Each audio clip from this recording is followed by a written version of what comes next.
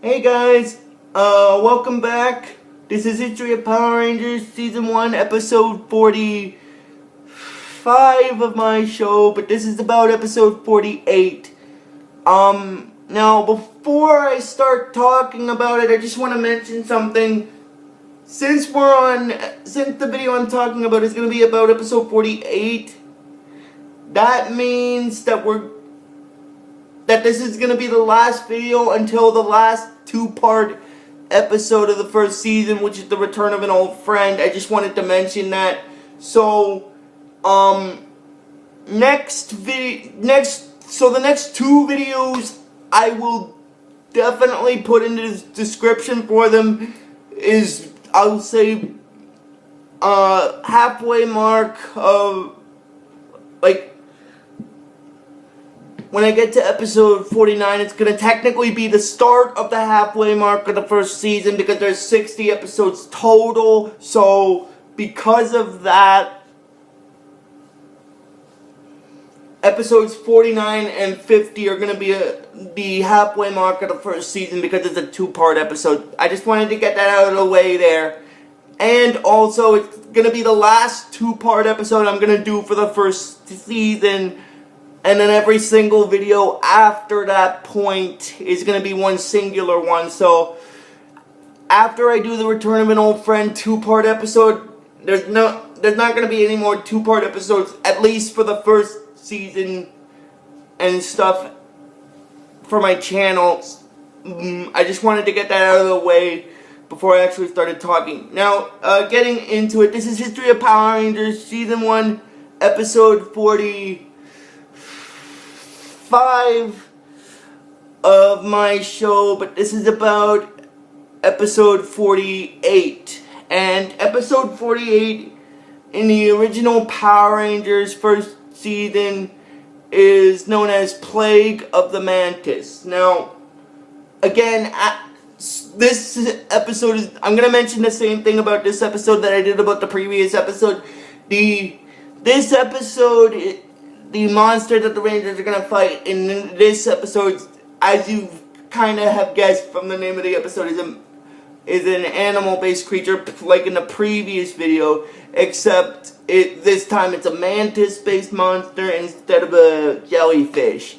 I just thought I'd mention that. Anyway, basically what happens is Trini is in the youth center trying to learn praying mantis style kung fu, and then after a little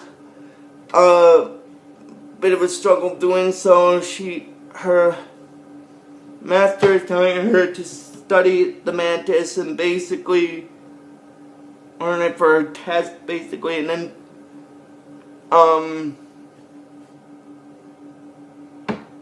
then Bulk and Skull, before I continue, I just want to mention, we're getting close to March, so what I wanted to mention to you guys is March means we're going to be 2 months away from my anniversary of my YouTube channel. And this is going to sound kind of weird, but when this May comes up on the 13th, it's going to make it 5 whole years I've been doing this whole YouTube stuff. I still can't believe that. Anyway, that's kind of a little announcement. I guess I should have did that at the beginning of the video, but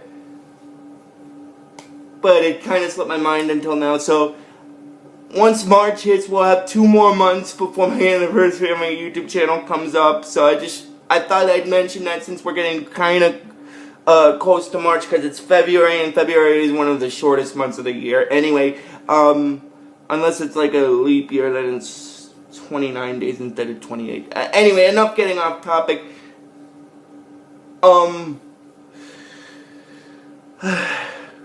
Trini's master is telling her to study the mantis for her upcoming kung fu test, basically. And then after that, what basically happens is Bulk and Skull get kind of inspired by the Mantis, and they decide to learn a different form of kung fu based off of cockroaches, basically. Anyway, and then it goes into where Rita is on the moon, and she said that Trini's interested in studying praying mantis style kung fu. So she has Finster create basically a mantis type monster. Oh, but before I continue with Rita's character, I just want to mention something.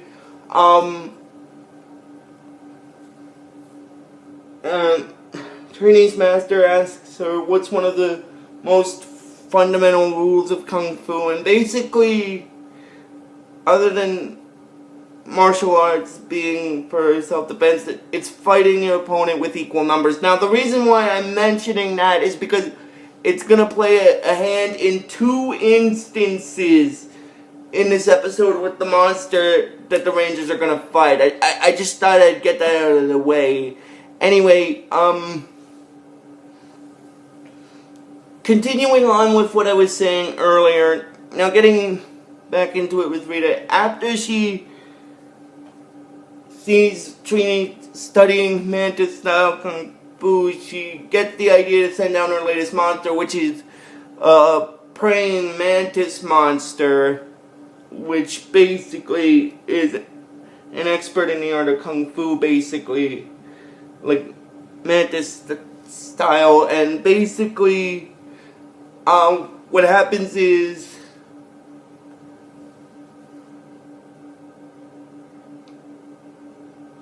after Rita sends the monster down to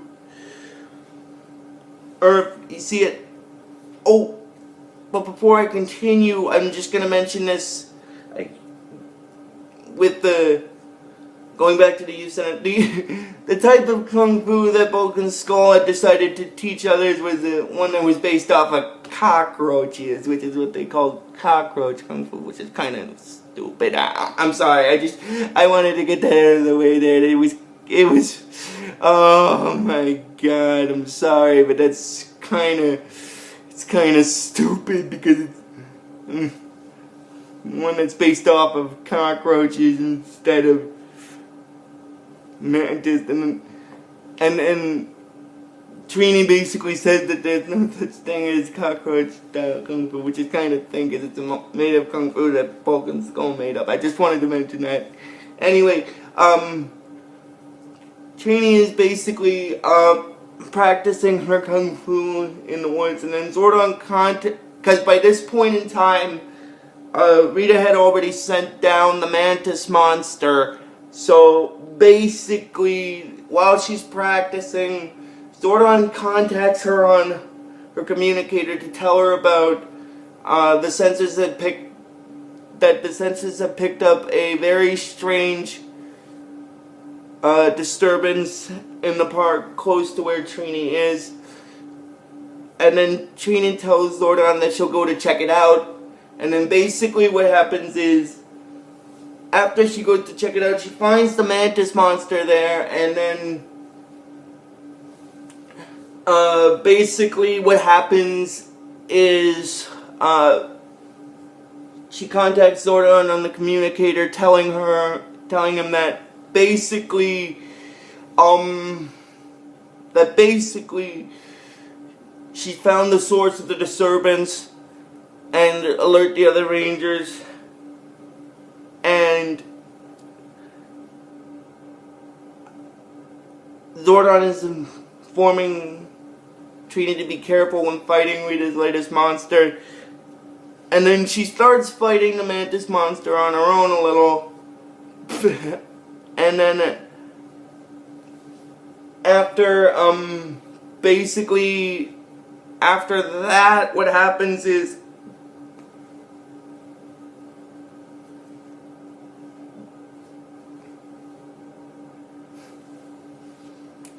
basically what happens is after she starts fighting the mantis monster a little bit, she morphs into her ranger form to fight it some more, and then after that her friends show up to help her, and then the mantis monster gets upset with Trini because they were fighting one-on-one.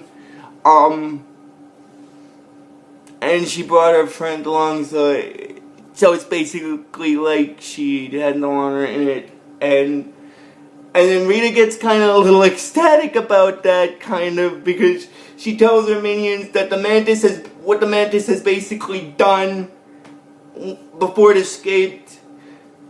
The Mantis told Trini that she had no honor because she brought her friends. So what basically happens is, after that, Rita gets kind of a little ecstatic about that with her plan, because it worked out good in this case, because she basically tells her minions that the Mantis monster has basically shamed Trini, and she'll basically have to fight. Oh, I guess I should do the anyway, she tells her minions that the Mantis monster has basically shamed Trini, and she'll have to fight the Mantis monster alone next time. And when she does, that'll be the perfect chance for the Mantis monster to destroy her. And then the Rangers are back in the command center afterward, and then Zordon tells Alpha to inform them about the latest monster that Rita sent down. And Alpha basically tells the Rangers that the Mantis monster is a master of the art of Mantis style kung fu, and is very dangerous. And because of that, Trini decides to put in a little bit of extra practice. She tells the Rangers that she'll put in a little bit of extra practice so that the next time the Mantis monster shows up, she'll be ready to fight it. But this is going to play a hand in what's going to happen at near the end of the episode. Now, what I mean by that is, I'm just mentioning that because I'm kind of getting close to the end of the episode here. So, I thought I'd mention that. Anyway, basically what happens is Trini does some training in the youth center to be prepared for when the Mantis monster shows up. And while she's training, this weird note is sent by the Mantis, but it says it's from her master, basically. And basically, after she reads what's on the note, because Ernie gives her the note, and after she reads what's on the note, she leaves to go to the quarry. And like I said, that's going to play a hand in what's going to happen at the end of the episode. Now, what I mean by the end is, not the end itself, but near the end of the episode. Like, when Trini is fighting the Mantis and stuff. That's what I basically mean by that. Anyway, Trini arrives at the quarry because... Oh, since I'm getting close to the end of the episode here, I'm just going to mention this. After she got the message and left, the Rangers are looking for her, and they ask Ernie where she is. And then he tells them that she got this note and then basically left. And then Jason reads it, and he basically said that, come to the quarry for some special training alone, signed the master, which is basically, she thinks it's her master that sent her the message, but like I said, it's the Mantis monster that sent it. And then Trini basically is in the quarry looking for the Mantis monster, and then the Mantis monster, after it shows up, says that she's ready to try to reclaim her honor. And then basically Trini said that she has honor, but the Mantis monster is one of Rita's monsters, so it kind of can't be trusted. And the Mantis monster says it gives Trini her word as a Kung Fu master. She won't fight equally. And then they start fighting, and then after a little bit, well, actually, first Trini morphs to her ranger form in order to help fight the Mantis, and then after, when they start fighting, the Mantis monster sends out some putties, and it says that basically this should test her honor, but Trini asks what about her honor, and then basically she says that she doesn't have any, because like Trini said, the Mantis monster is one of Rita's monsters. And then basically after that, the Rangers show up. And then after the Rangers show up and help Trini deal with the putties, Trini tells the Mantis that now it's a fair fight, which is kind of true because the Mantis monster sent the putties, so Trini was kind of outnumbered. So when the Rangers showed up, it kind of evened the odds a little. So anyway, basically what happens after that is, after the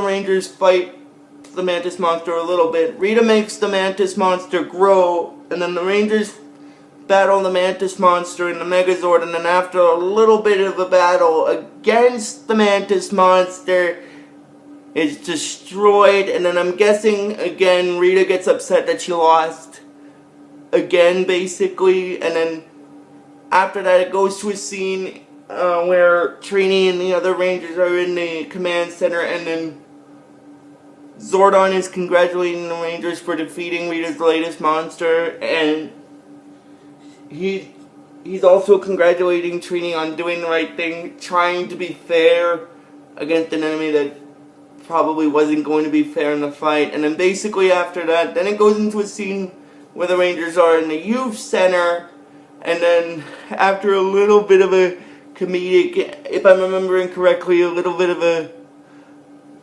comedic ending with Vulcan Skull's character with the cockroaches, that's kind of basically where this episode stops. So if you guys like this video when I post it, I am going to post it today, and then after I post it, I'm going to probably delete the recording afterwards. So anyway, just to make sure I have space. So anyway, if you guys like this video when I post it, just please give this video the real best you guys can. And I will see you guys probably maybe tomorrow for the next video. But until tomorrow, guys, like I always tell you at the series, just please give this video the real best you guys can. And I will see you guys, like I said, probably tomorrow for the next video. So until then, guys, like I always tell you at the series, may the power protect you always.